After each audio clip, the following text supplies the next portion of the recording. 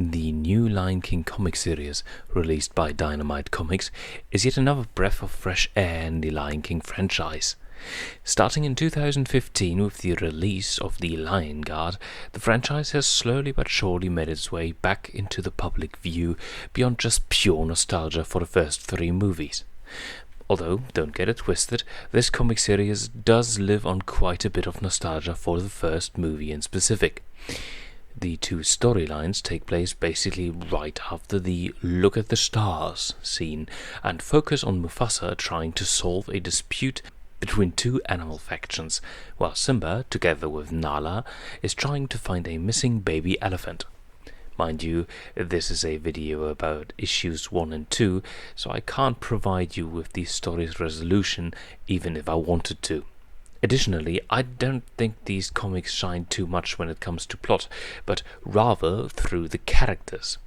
Mufasa, for example, is shown to be responsible, sure, but he is also occasionally a bit annoyed by these responsibilities. Who could blame him? This is, after all, his daily job, so to speak.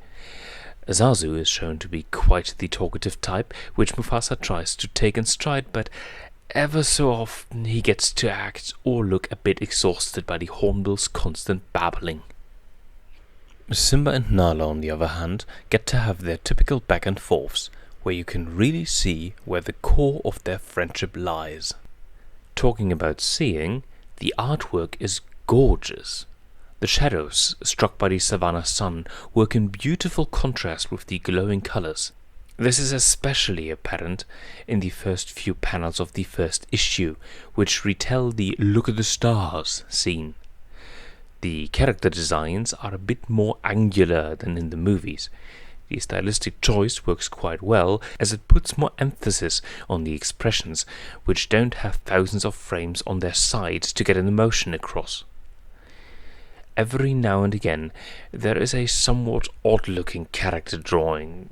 Not off per se, just ever so slightly weirdly proportioned, specifically in the second issue. Mind you, even in those instances, the comic looks beautiful.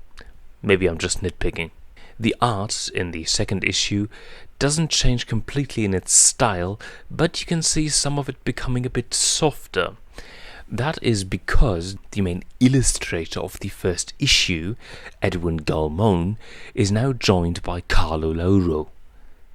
If my judgment doesn't deceive me, Lauro was responsible for the Simba and Nala focused panels, while Galman was in charge of the Mufasa storyline illustrations.